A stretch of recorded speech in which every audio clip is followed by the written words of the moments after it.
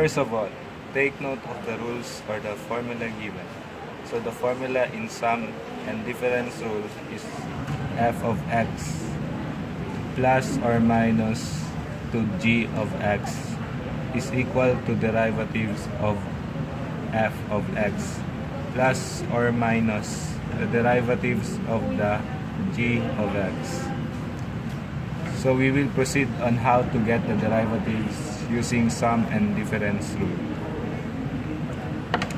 As we can see, our equation has an addition and subtraction. So let us start. Number 1. Take note of the base and exponent of your problem. After that, multiply the base to the exponent. And take note that we have a constant one that is to be subtracted to all the exponent. Let's solve it. So our base is 5 and our exponent is 2. And we're going to multiply it. So 5 times 2 is 10. After that, subtract the exponent by the given constant one. So 2 minus 1 is equal to 1. Our next base is negative 3 and our exponent is 1. Because if a variable is having no exponent, it has a constant 1. So negative 3 times 1 is equal to negative 3. And don't forget to subtract the constant 1 to all the exponent, thus 1 minus 1 is 0. And our last base is 10 and it has no exponent. Remember that in derivatives, if a base is having no exponent, will be equal to 0. So it will become 0. So that's it. We have derived it. But specifically, we need to simplify it. As we can see, our derived answer is 10x raised to 1 minus negative 3x raised to 0 plus 0.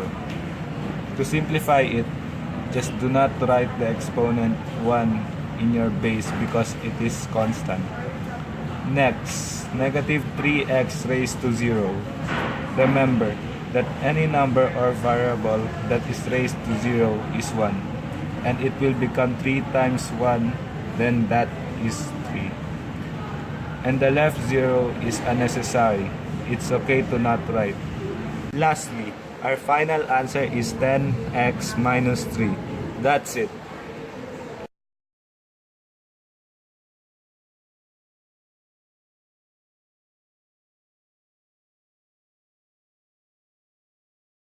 So now, we will proceed on the power rule.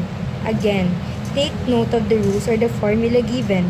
So the formula in power rule is derivatives of f of x is equal to nx raised to n minus 1. So let us start. Take note of the base and exponent of your problem.